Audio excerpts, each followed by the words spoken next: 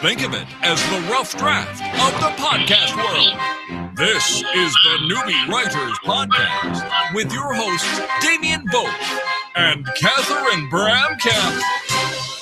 Hey, this is episode 164, and I'm getting a bit of echo. That's all right. That's what we do. It's another week gone by, and yeah. How was the weather this time? Is it cooled off for you? No, it's perfect.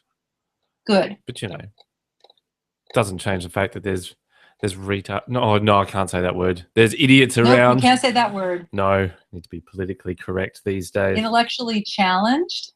Yeah, that would be it. I've got to say, the funniest thing happened yesterday. We're in a period where I've got like a work experience kid with me every Friday. Okay. He's really cool. I'm going to hire him. Like, it's one of those things that's just worked out really well. But that's wonderful. That's good. The electrician that I use, he's got a work experience kid too, from the same class as the one that mine's come from. And That's fun. I don't know. Not all there. It was one of those moments where everyone in the room just sort of looked at him and started cracking up laughing. My electrician gave him a device, plugged it into the wall, and said, "Watch the lights on this. I'm going to go turn off the power." Okay. And he was holding his hand, and he was looking at the light on the roof.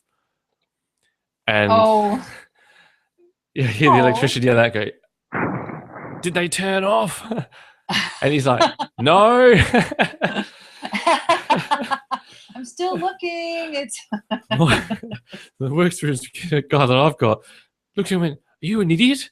He asked you to look at the lights on the thing you're holding." And he looks at him and goes, "Oh, yeah, they're off." Oh my God.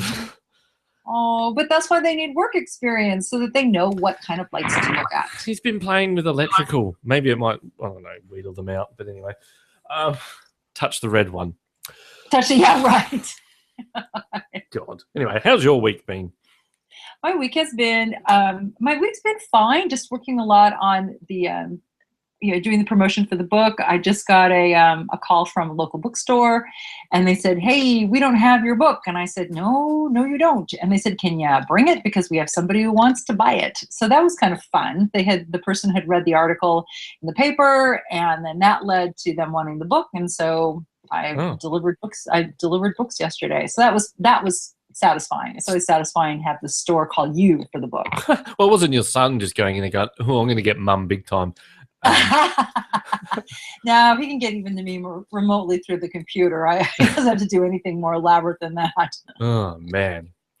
Well, so it was pretty mellow. My husband was in Las Vegas for the week doing the WPPI, which is the wedding photography show in Las Vegas. And so he's home, and now he's going to turn right around and leave to go up to our other house. And I have a conference tomorrow that I'm organizing and speaking at. So that's what our weekend looks like. We'll get to that. Yeah. We have a guest on today. Yes, we do. Here. We have Naomi Rose on. Good morning. Good morning, or afternoon in my case, and we're very global these days. Yes. Yep. Well, yeah, okay. We'll say good afternoon because America's the center of the world. So I try not to go there. Oh God. Anyway, so what are we going to talk about today? Well, first we're going to let Zeus scratch. So Naomi, I was interested in having Naomi on because she is a different kind of book coach. I coach people, and so does Naomi, and she calls herself a book whisperer. So Naomi, we'll start with your self-identified title. Tell me about being a book whisperer, and how is that different than coaching, where I beat people severely over the head and shoulders with blunt objects? Yeah, that's a good question. I should start by saying that somebody suggested that I call myself a book whisperer a couple of years ago, and I added it on to my title. So I can speak to that, but I just want to say that what I really, really call myself is a book developer. And they're probably connected. Book developer is based on the very outdated, you said your husband's a photographer, the outdated non-digital camera method of developing a negative in a dark room. And let's say that you're the one developing the negative, but you didn't take the pictures and you have no idea what's going to emerge as the chemicals interact with the emulsion on the film. And bit by bit, you begin to say, oh, that's sort of like, that's a shape, and maybe that's a tree. And, you know, after a while, it makes itself known to you. I liked that term because I didn't want to go about writing or assist people to go about writing, especially books, in a formulaic way, in the way that maybe unless they had great classes in school, the way that they were taught to write papers in school. I really believe that if somebody is called to write a book, they are called. And no matter what their doubts and all that are, there's something that knows what it wants to appear as, and it needs to be coaxed out. And that's maybe where the book whisperer comes in. It needs to be coaxed forth by a lot of listening and interest on the part of me and on the part of them, you know. So that's it in a nutshell, in a long nutshell. When I think of book developer, I think of like property developer. So does that mean you're going to find a substandard book and move in, buy it out, and say, you need to evacuate as the author, we're going to knock this over and build up something better? Yeah, I'm going to remodel it, add a second story, right. Yeah, and look, while we're at it, we've gone down this road. Let's change the title completely. So, I don't know. Anyway, so yes. And book whispering. I don't know. It's a bit like, was that horse whispering? That was a thing a while back, wasn't it? Didn't they make a movie about that? With Horse Whisperer? They did with Robert Redford. Yeah. Right. Yeah. Yeah, definitely.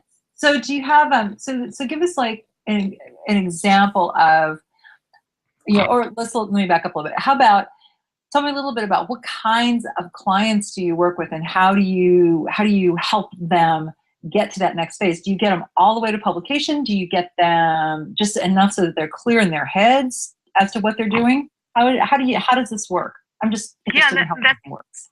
Sure, that's a good question. I definitely get them all the way to a completed and publishable manuscript, and then if they want to, I help them with to get published. And I have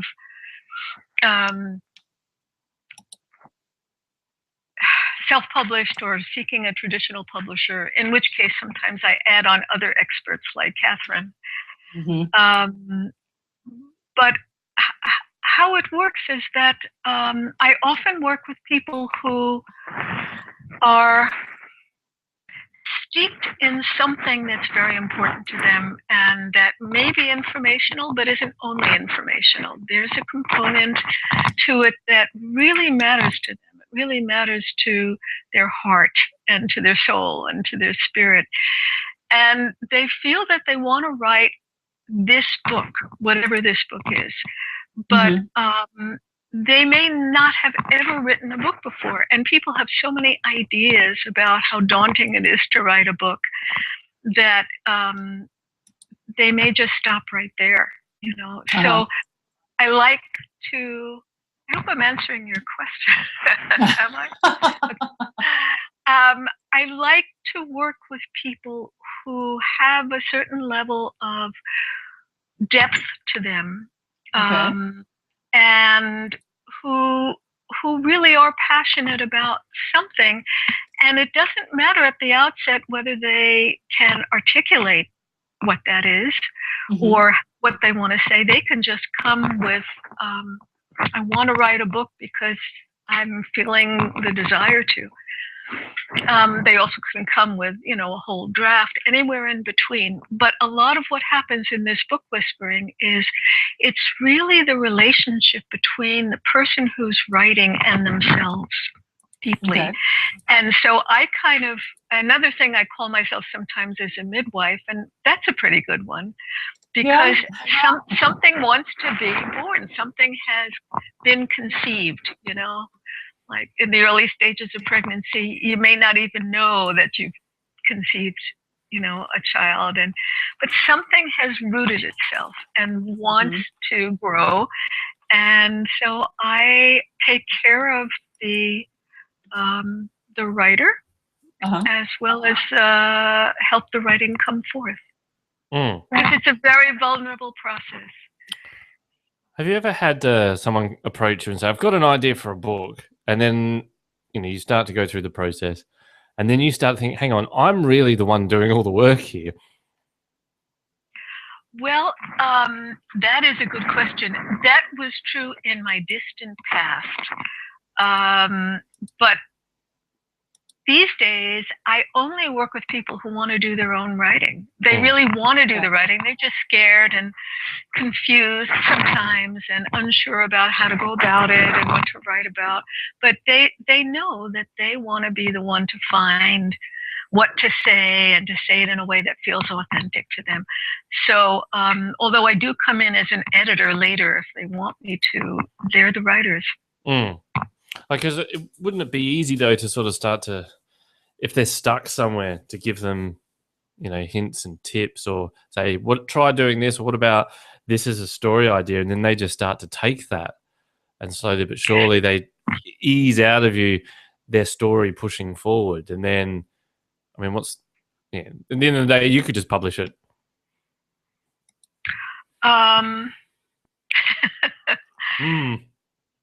All right. I understood everything you said except the last part about me publishing it. Well, because you may as well have written it. If you've got someone sitting there going, wow, I've got this idea. I've written this bit, but I'm stuck here. And then you can say, well, why didn't you have the man jump off a cliff? And then they write that bit. And then you go, okay, what about if you had him then survive? And then they write that bit. I see what you're saying. So you're giving me credit for being a really good plotter. I don't know that I'm really a very good plotter. I'll tell you what I really am I'm a very good listener at my best. And I really think that that's magic in creating. Books are what I'm used to, but maybe creating pretty much anything. That when a person really, really feels heard in that very deep place that usually doesn't get a lot of airtime in public life anyway, something clicks, something aligns, and then they begin to realize what they want to do. Are you still there? Yes, we are. Oh, good. I heard a little funny. Sorry, yes. I sent you a message. I'm getting a lot of noise from you. Are you moving around a bit? If I was, it was unconscious, but I'm going to be very still right now. It might be your headset or your microphone rubbing every time you speak. Okay, I won't move my head. Don't move, breathe, speak. I'll sit like I did in grade school behind those desks. Not getting any demerits for wriggling around. No, that's what yes, well. Yeah, I see what you're saying, Damien, because I think a lot of I don't actually know, but it's possible that a lot of book coaches do work that way. Understandably, book coaches, book doctors, whatever they want to call themselves, and that's a very valuable skill. I just don't think that's. I mean, I've done some degree of that, but it's always the other person doing their own writing, because when you peel away the fear and the shoulds and maybe a writing voice that's been concocted over time because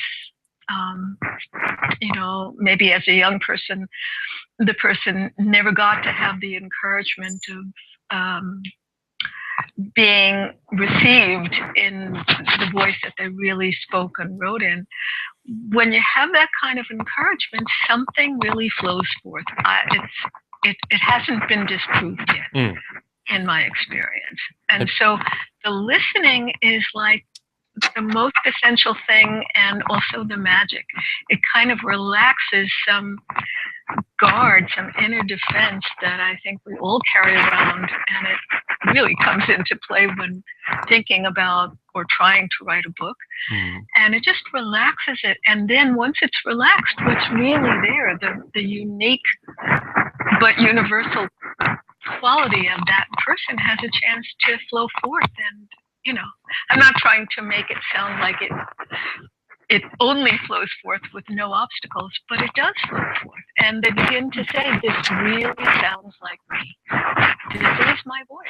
I can do this. Have you ever had someone come to you with a story idea they need to, you to help them sort of develop it and push forward, and they've said to you, "Oh, I've got an idea. It involves tentacles," and you just roar with laughter and go, "Yeah," and you go, "Oh, you're serious."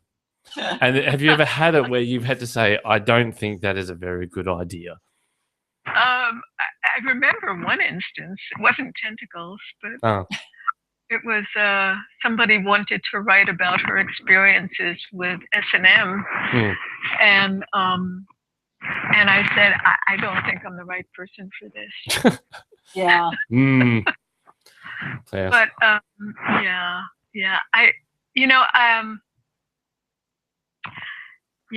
That would have been funny though if she said, "Oh, I wanted to sing about S&M. I'm thinking of calling it 50 Shades of Grey," and you're like, "I don't. Nah, that's not my thing. You're gonna have to find someone else." You'd be thinking that would have been cute. That would have been cute. That would have been like passing on Harry Potter. Yeah. Didn't Harry Potter get passed on by a number of people before it got? Yeah. Wow, those people must be annoyed. Yeah. A franchise made like $1 billion. Yep. Yeah. Sometimes you just make the wrong choices. Have you seen some of your clients then go on to doing big things like that, and you think, "Oh, I helped them push through that block"?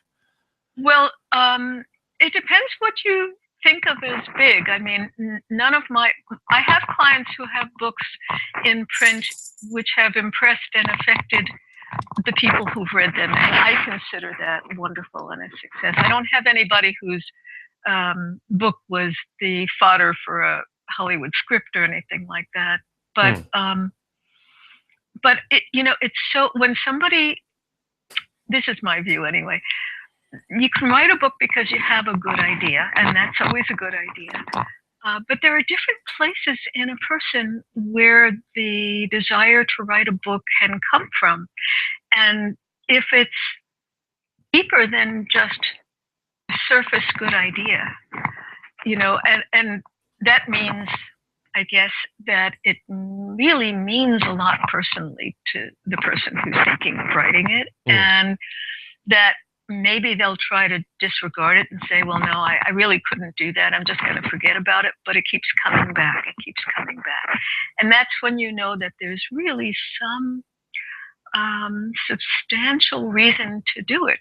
It's not just, "Oh, that's a good idea." Because I personally have had so many good ideas. And once in a while, I've started writing a book based on it. And what I found is that it doesn't have the staying power that something that really comes from me does. And so I kind of extrapolated from that and made the assumption that might be true of other people too. And it seems like it is. Oh. So how did you go? What were you doing before that you became a book developer? Yeah. I was a book editor for a long time. I sort of fell into that in my 20s, and I just stayed with it. And you get good at anything you keep staying with. I was a book editor, and then at some point I started studying psychology and esoteric spirituality, and I thought, well, maybe I'll become a therapist.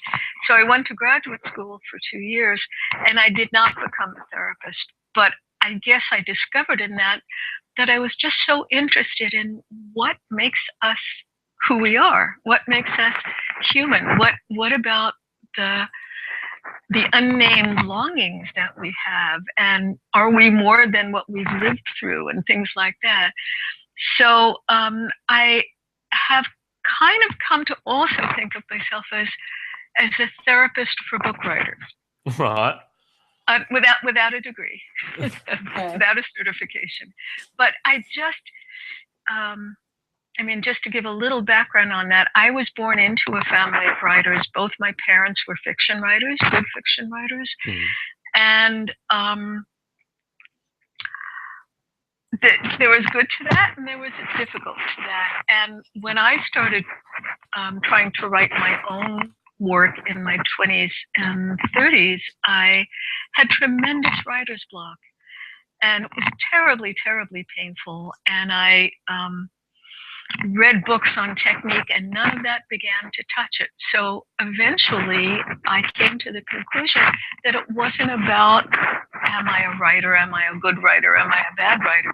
It was about something inside that needed to be known, and I had no idea how to know it. So from that, how it's kind of refined itself over the years is that I think that the people doing the writing need a lot of attention. It's not just produce this, churn it out, get it out there. Just do it. It's that if you're writing deeply, it's a very sensitive, vulnerable, holy enterprise, I think. And so you need a lot of attention for that place in you that does not usually get too much attention, except with people who really love you, or in therapy, or, in a spiritual group or something like that, So it just became important to me to bring this side of myself into it, and then found people who were interested in that. I'm so sorry. I'm going to hang it right up. Forgive me, everybody. I was supposed to take my phone off the hook. Now it's off. Great. Someone's probably... So sorry. That could have been the next 50 Shades of Grey ringing through. We all take that risk. Yeah, I'm so sorry. That's all right. Okay, I'm sitting still again. I'm back in grade school. We get calls to our phone all the time that are just spam. But then occasionally we had one the other night, and we ignore the phone now, like the home phone. We've got the fax machine hooked up to it, whatever. But the phone rang, and Sharon, for some reason, she's like, I might just go and see what that is. And we hear, Jan, it's your dad. Mum's in hospital. And Sharon's gone, shit, pick the phone up. Oh my goodness. And it's about a private moment and a public moment. She said, I think you've dialed the wrong number. And he's man. gone, okay. Oh. Yeah. He probably was so upset that he was a digit off, and there you go. I mean, that's what happens. That'd be a great plot for a book, if you got a call and it was the wrong number by one digit, and you started a whole plot line with the wrong information. That's a cool idea. It is. Yeah. It's a bit like that phone booth thing, where it starts off saying, if a phone is ringing, it has to be answered. Yes. So and then you answer it, and then it's like this really weird ass thing. It's like, okay. And you have a hero who is just obedient enough who pursues it. I think that's always interesting to me. What would happen if you acted on this? Now the brain is thinking. I wonder if there's another Future Girls in this. Not yet. I still have to work on figuring out the time machine. Thank you. Telephone. Hey, if Eric Banner can disappear in the time traveler's wife just by kissing her, then I'm sure you can come up with anything. That's true. That's true. And I am working on anything. Well, I'm working on the third book, but anything. Well, we also had a phone call from someone else going, thank you for your blood donation to the Red Cross. When can we just a reminder that your next appointment is on such and such a date? I felt like going, no, I can't make it. Sorry. I felt like doing that just to really screw it up. And then this person that keeps giving out our phone number is going to get to her appointment. And they'll say, but your husband cancelled. Oh, yes. Exactly. But once you give for blood donations, man, they have got you on the 6-month call list, because my husband gave blood a couple of times, and then he gets constant calls. And the only problem is that they inevitably call right after he's come home from a trip. He's like, I've just been in the Mideast, can't give blood. Just been to Africa, can't give blood. Yes. Well, I don't know. I think that's really poor to chase people up like that. gave a gift to my mother-in-law once, of a goat, some donation thing, and they keep Oh, yeah. sending me letters. And so I responded to one saying, "Can you please take me off the mailing list?" And they actually sent me one back going, "Why?" Oh, no, really? Yeah, because I don't want to keep looking at the catalogue of goats. That's why. Is that called the belligerent close? I've never tried that in my career in nonprofit. The belligerent close. Well, why? Why? What's your reason for not being charitable? Why would you say that? That is a very good reason to not be charitable. It's like, don't annoy the donor. There's also I was listening to or reading something about it was social media for nonprofits, Mm. and I'm doing social media. I guess I'm a nonprofit with my books. So with social media for nonprofits, and one of the cautions in communicating with donors is they are not a cash machine. You have to treat them like something other than an ATM. And I thought, oh yeah, that can happen. I was like, why don't you want to donate? Because I'm selfish. That's what I wanted to respond with. And anyway. Because I don't like children. What? Just take the money and leave me alone. I don't like children. Speaking of children and wealth, mother wealth, the feminine path to money. What's this about? And do I need to burn my bra before we read it? No, it's not like that. It's a let's call it a narrative nonfiction book about based on my own experience about a time in my life when I was you know how there are times in life where everything that you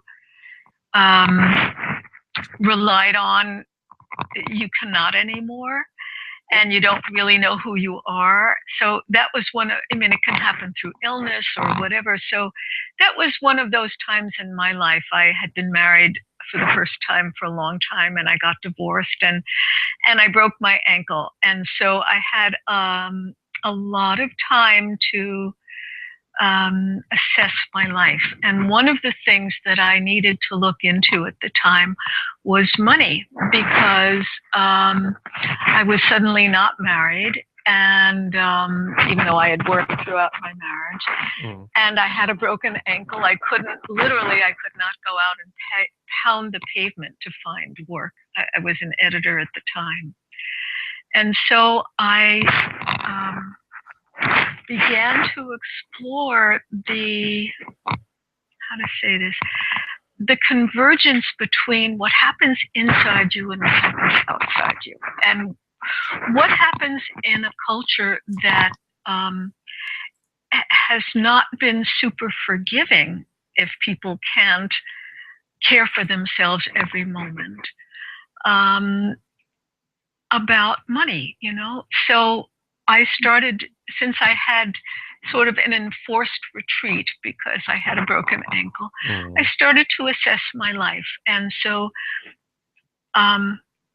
this took me to a realization through looking at my own life, my relationship with my mother, things like that, that everything I had tried to do to make money and even succeeded was really following I guess what I would have to call a more masculine path. And I think it's generally still true in the culture. That is that you do something because you think it's going to work.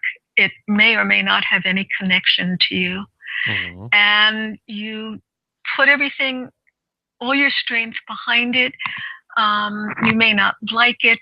You have to convince people of things. I thought about the way my father had worked, and just that moment of seeing him go out the door with his top coat on, when his briefcase in his hand, and then coming back at night when it just so tired, so worn out, so grouchy, so just used up by the work he did. And he didn't do terrible work either.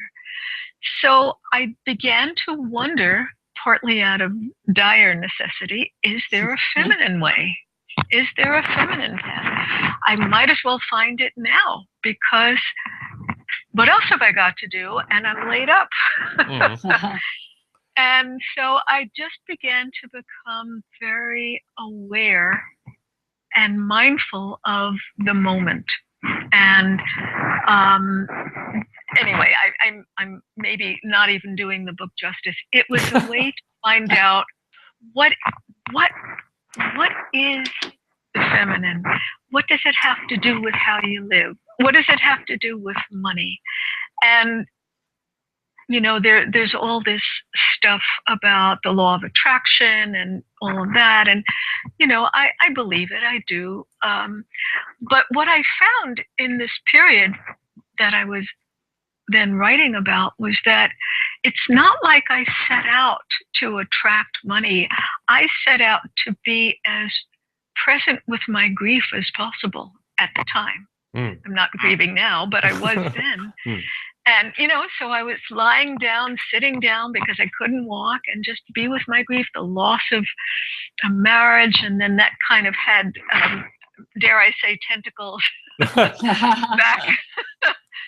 into earlier childhood, the loss of family security and this and that. And when I really kind of arrived at the truth of my inner experience, I started getting work without doing anything to do it. The phone started to ring, and I was there with my foot up on an ottoman, So it was amazing to me, and it still is amazing to me. It's not that you can't, quote, make things happen by intending and, attracting. I think that there's a lot, to that kind of magnetism. But this was different. This was really deep. This was just being with the most truth I could find, because there was no way out of it. For me to go forward, sometimes it happens. You have to go backward. And so I started getting work without trying. And one of the, seemed meaningful at the time, one of the projects I got, this was many years ago that the lived experience happened. This woman had gone to Yugoslavia in the days when, to Medjugorje, I'm not sure I can even say it right, Medjugorje. No, There was Medjugorje, okay. There was a period where the Virgin Mary was appearing to these children. Right. And this person had gone there, and she had a story to tell. And so that was the first thing that came to me without my trying to make it happen.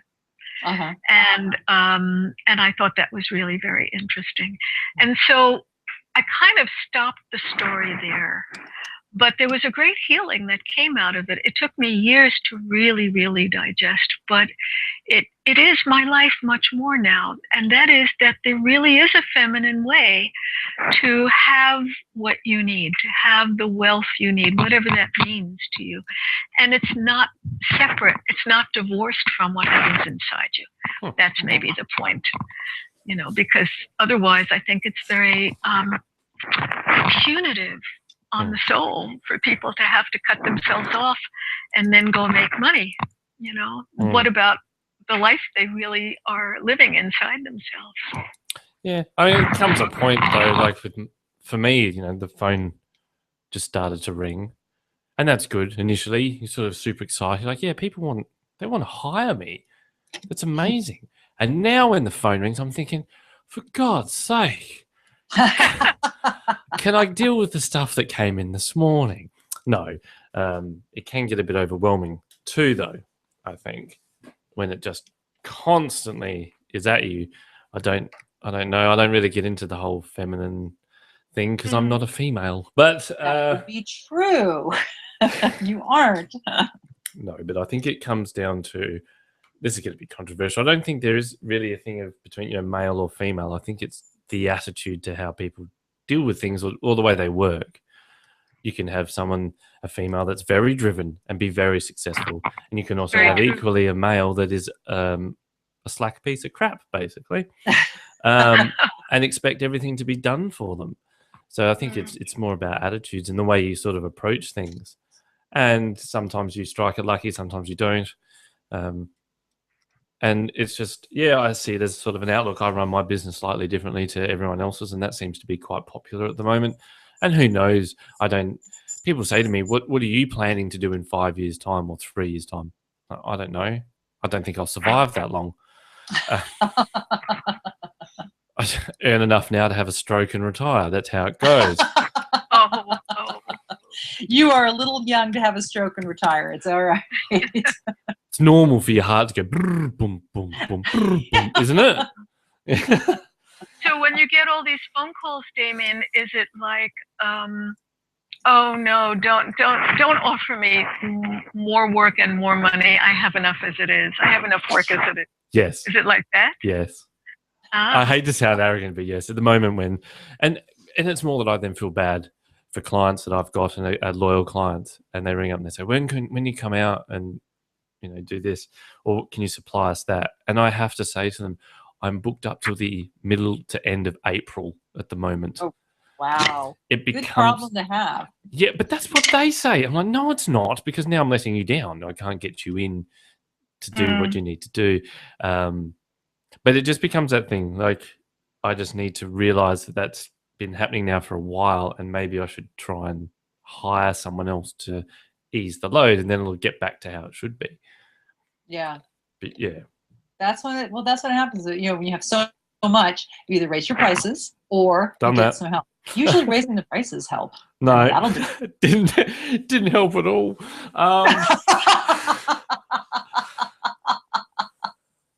Oh, I do wish I had your problem.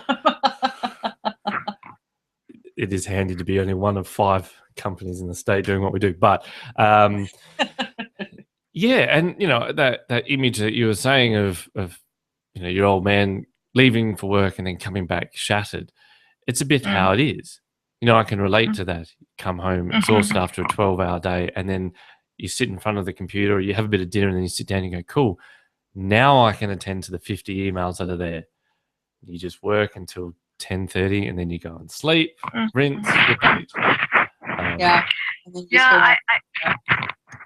I can very much relate to it too. It is how I used to work, and sometimes it still is. But I think what you said was very helpful to me about male and female. Maybe another way of calling it is the balance between doing and being. That the culture rewards doing no matter what. I remember I've had this pattern that I'm really trying to break based on a job I had when I was 24, where I was a full-time editor at a university department, and sometimes there would be no work to do, but because I was paid by the year, I had to look busy. And I think brought that I don't think it's so unusual either. It's like, well, I don't have much to do now, but instead of just taking a walk, I should do something to be busy. So I'm really working against that now. But if you start to look at it, there is so much focus on doing for the sake of doing that sometimes I think we get lost from ourselves. I mean, I think that we are missing ourselves. We're nostalgic for ourselves somehow. And being, people used to say, well, one spiritual teacher used to say, well, doing can come from being. And I just opened my mouth and stared at her and had no idea what she was meaning. No idea.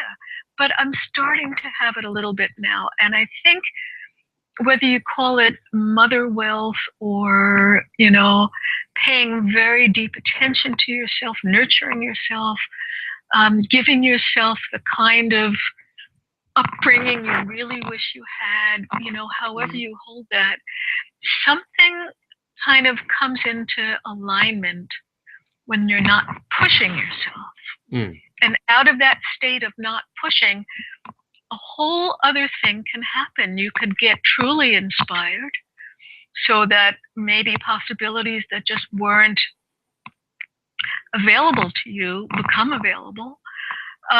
You can realize that you're hurting yourself by doing something, and maybe there are some other ways to do it. You can say, God, I just need a rest, and I don't want to get sick to have to justify it.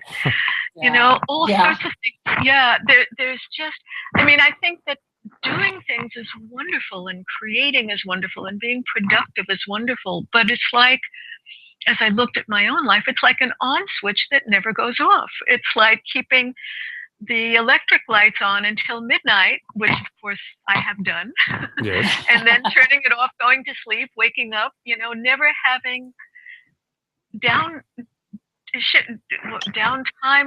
shifting gears downward, just having some inner space to see what's there without having to make anything of it. Because finally, as a creative person, and I think that this also comes into writing books or whatever, there's really an interplay between the doing and the not doing, where you write or you have an idea, and then at some point you just have to let it cook and digest and then give itself back to you. Right. So, yeah. Well, I've been cooking a lot then. Yeah. Oh, anyway, now we've got a number of segments we need to get to. So where can people find you out on the internet and approach you if they need a hand with their books and that sort of stuff? Oh, sure. They can find my book development website at essentialwriting.com. Mm-hmm. And they can find some products for writers that I put together, flower essence remedies, and some books that I've published at rosepress.com. Mm-hmm. And if they want to email me, my shorter email is rosepressbooks@yahoo.com. Cool. I know you out on the Twitter and Facebook. I am, but I'm really lazy, I have to say. I'm having to work on that and probably consult with Catherine at some point. Oh, yeah, because that's the best person to talk to about that. Really? I'm getting better.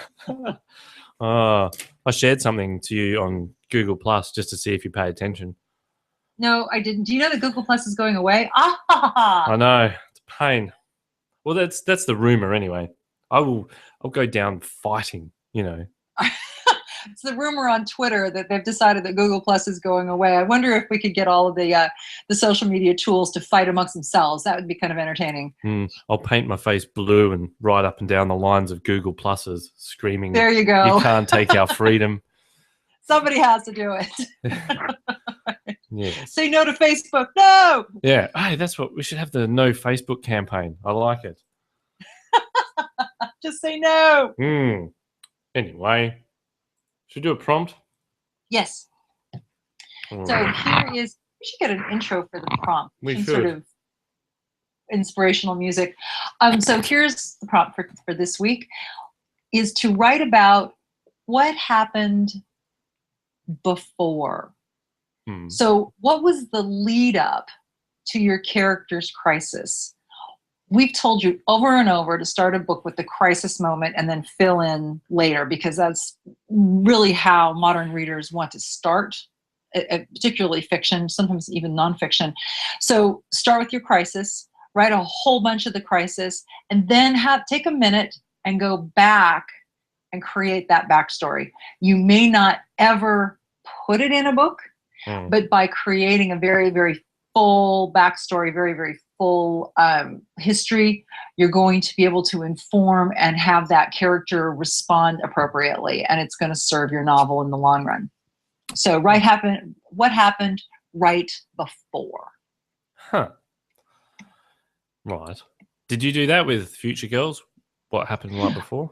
I did. I'm actually doing a lot of that with this current book, Future Run. I'm spending a lot of time.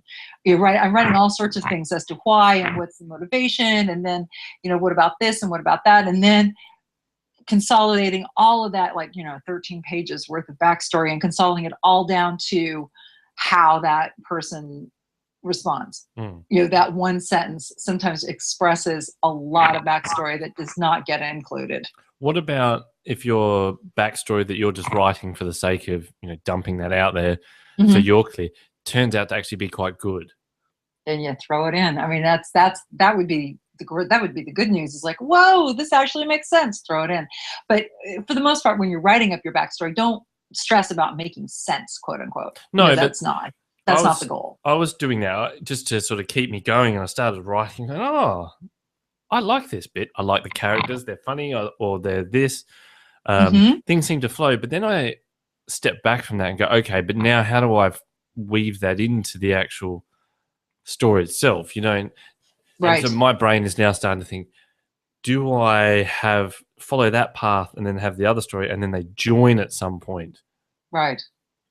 You know what I do sometimes with that, if I have backstory that I really like, that I think, oh, this is awesome. This, like you said, you like the characters, they're funny, they're doing some interesting things, but it's not quite there yet.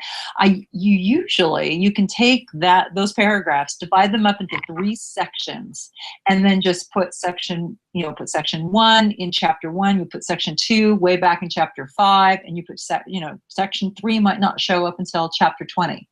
So that you spread out that revelation and that backstory information, throughout the piece. Yeah. It's all work. That's just rubbish. It is all work. We just hate that part. I know because I'm avoiding a novel as we speak. So yes. What else can I do? I know, I can clean the bathroom. Yeah, that sounds like a great idea. I'm in that phase. Right. Awesome. Well. Yeah, awesome. Writers have clean houses. Yeah, I have really clean houses. I weeded outside. I mean, I did everything except do the book. So yeah, I understand. I'm in that mode right now. God. Well, should we do a word of the week? Do word of the week. Let's see if you can pronounce it. I have the pronunciation right there for you. Well, word of the week is brought to you by audibletrial.com. So if you are interested in audiobooks, we've signed up with them. So make sure you go to audibletrial.com/newbie writers. Helps us out a little bit. I'm looking at Shakespeare here. Oh, let's get all historical. Let's play a bit of Julius Caesar. There you go. Who else would soar above the view of men and keep us all in servile fearfulness? Oh, dun, dun. Anyway, if you like your Shakespeare, go and get a free book. I don't know, why is Shakespeare always so pompous? It depends on how it's delivered. So I saw Julius Caesar in Ashland 2 years ago at the Oregon Shakespeare Festival. And so these are actors who know very much what they're doing and they know their Shakespeare. And they did Julius Caesar and they had Caesar played by a woman. And they did it in slightly modern times, although they weren't specifying the time. And because they knew everything so well and they spoke the lines in a different way, instead of that pompous, British kind of staying with the iambic pentameter, they were just speaking the lines and moving around. It was enthralling. We were sitting across, it was a theater in the round, we were sitting across from a group of high school students who, clearly, they were coming in on a field trip type thing and we're going to go see Julius Caesar. So I spent as much time watching them as I did the action of the play because I thought, how is this going to work for them? They were enthralled. They were they were dead silent. No, I think they apparently had their phones confiscated, but they were completely into the action. So I think that the pompous part comes from people who don't understand Shakespeare and they're reading it in that rhythmic, poetic method. And of course, it was written in a poetic method because that's the easiest way to remember lines. That's the easiest way to remember poetry if it's rhymed and it's in that iambic beat. Yeah, but that's why you hear the pompousness of it. But then if someone was to do another variant of it tends to be criticized a little bit sometimes. Like if you're going to have someone go, "Hey, J to the C, watch your back." It's not going to be like. Well, yeah, because like Baz Luhrmann, redid Romeo and Juliet and set it in, more modern times with, real gang members and things. And he did get criticized for it. But that's the beauty of Shakespeare is that, he wrote all the plots that we all use. And you can mess with the work and interpret the work, and I think that's what's exciting. So I think people who complain about that aren't paying attention. Baz Luhrmann. There you go. There's our little seminar in Shakespeare for you. All right, we got that out of the way. So word of the week is Zeugma. Zeugma. Zeugma. It sounds like coughing something up. Zeugma. You're close. The use of a word to refer to two or more words, especially in different senses. Example: he caught a fish and a cold. She lost her ring and her temper. No one is going to use that word. And if you have, email me. Do not use. Yeah, it's not really a word you use in a sentence. Unless you're writing some sort of educational treatise. But I thought it was interesting that there was a name for that idea. He caught a fish and he caught a cold. Yeah, but how are you going to use the word Zeugma? Zeugma. I should be smashing a plate. Zeugma. When are you going to Maybe use you could that? use it wrong just for fun. Wonder how annoying would that be if that was the name of a character in one of your books? Zeugma? Yeah, and everything he or she says is like that. Oh, I caught a fish in a cold today. I think that would work right now with what I'm working on with Future Girls was more in the Monty Python vein than with kind of a little more serious. And I wonder if anyone would get it. They would. I mean, eventually they do because the criticism looks up things and says, "Oh, I see that you use the metaphor of the river that represents life, which is why your person, slept next to it and gains life from the moving water." And you think as a writer, I just had them stop by the river. I wasn't paying attention. Yeah, and they got Ross River virus from a mosquito from sleeping next to the river because it was stagnant. Right. Yeah, West Nile virus. No. No. All right. Let's do a tortured sentence. Okay. Next time, don't put the wrong emphasis on the right syllable. Tortured sentences. So that really came from Naomi's house when she has clients sending her stuff. She puts this front on of being, all positive, but when someone sends her rubbish, that's what happens. That's what happens in the background. That's right. That's right. Okay. So this is from the Lansing, Michigan State Journal, a newspaper.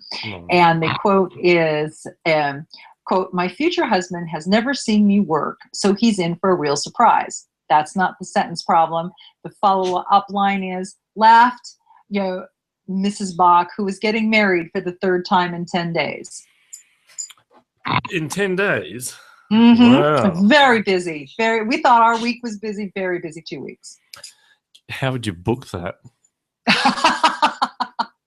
Maybe there's a... Sorry, that's Zeus. Maybe you could book it for the whole week and just roll people through. As long as everybody's a different group, then that would probably work out. So you'd ring up a marriage celebrant and say, "How's your week of March 14th looking?" Right. And they go, "Well, it's pretty free. Cool. I'll take you for the week." Right. And I'll just bring the guys in. It'll be great. Or the other really good line. My mom came back with this one. She says, "Yeah, so and so is getting married, and she always gets married in that church." Right. Always, really. Always. Yeah, she always uses that church. I'm like, okay. Yeah. Shouldn't really have plural attached to any of that. But they ask you a question when you go to get married.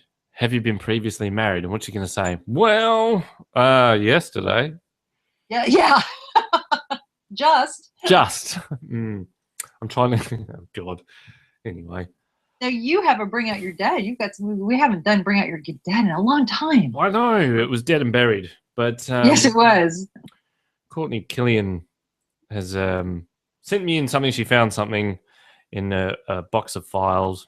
So I'm going to even have to find the dead bumper, which is going to be equally as horrendous as the tortured sentences. Hang on.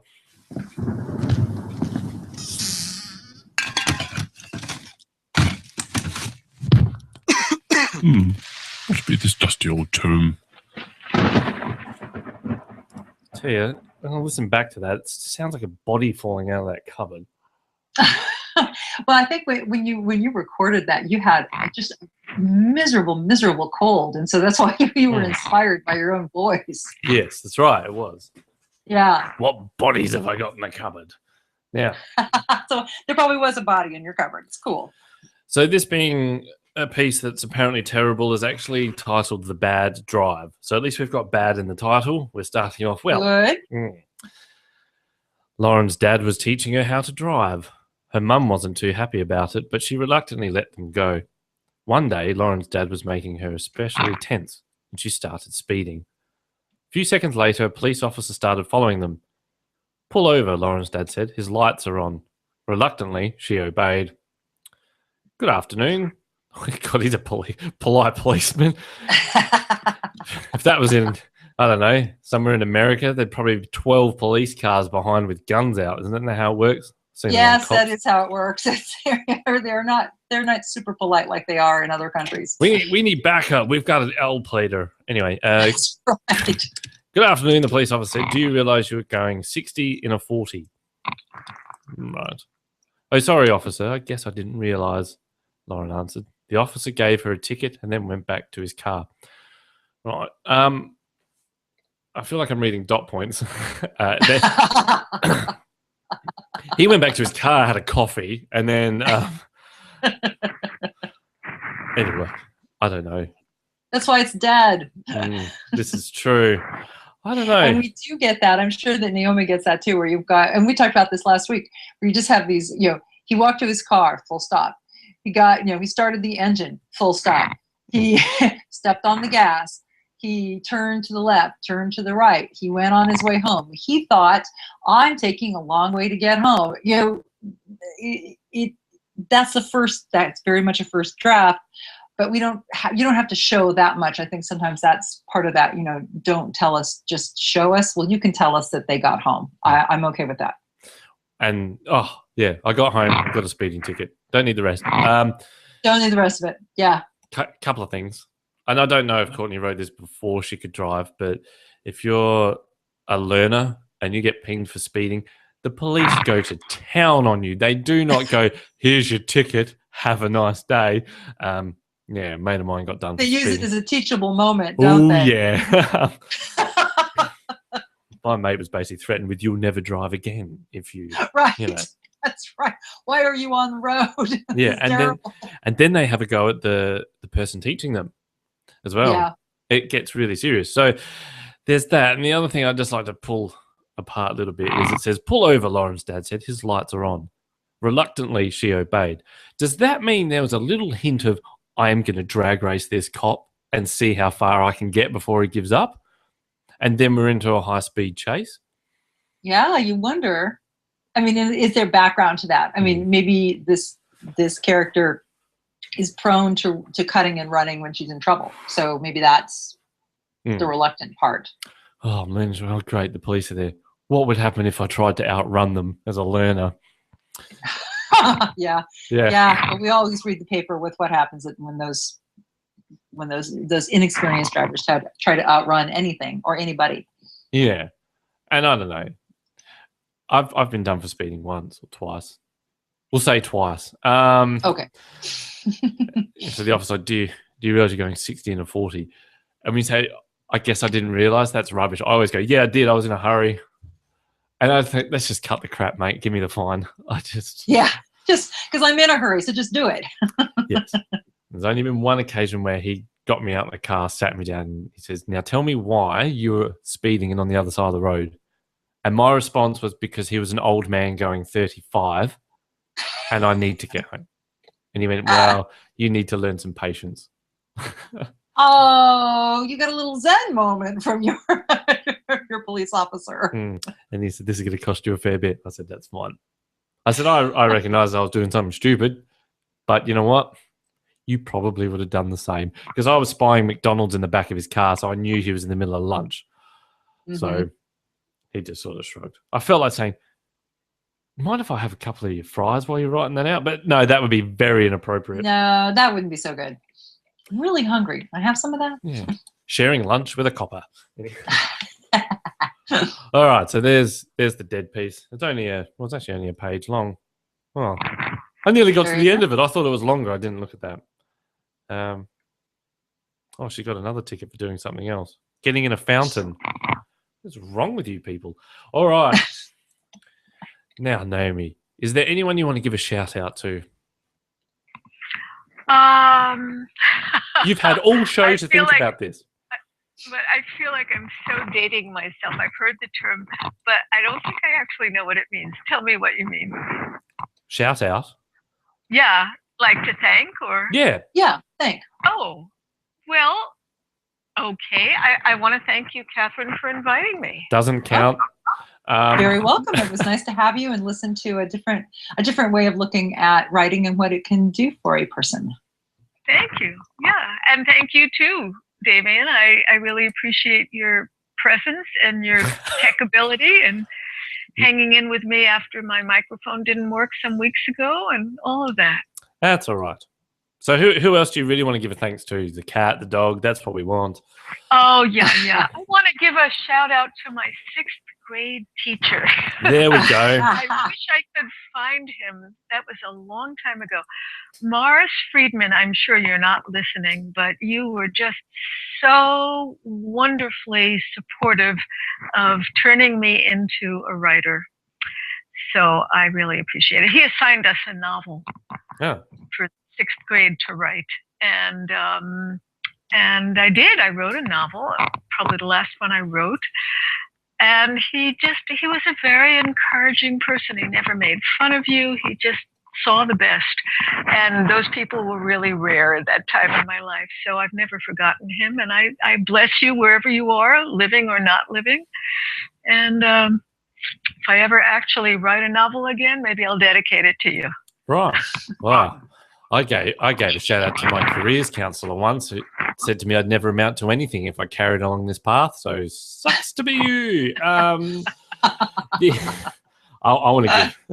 want to give a shout out to the girl that was in the car next to me on the way home the other night who was very, very upset. That was a very awkward moment. Really? Yes, I'm sure you've all been down this road where you're driving along, you're stuck in traffic, and you just look around, aimlessly. Right.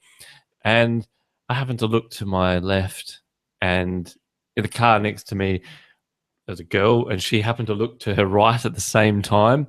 You make that eye contact, and normally you just look back, but she had tears streaming down her face. Oh. What do? You wind the window down and go, everything all right? No, that's a bit creepy, actually. I'm in a big green van.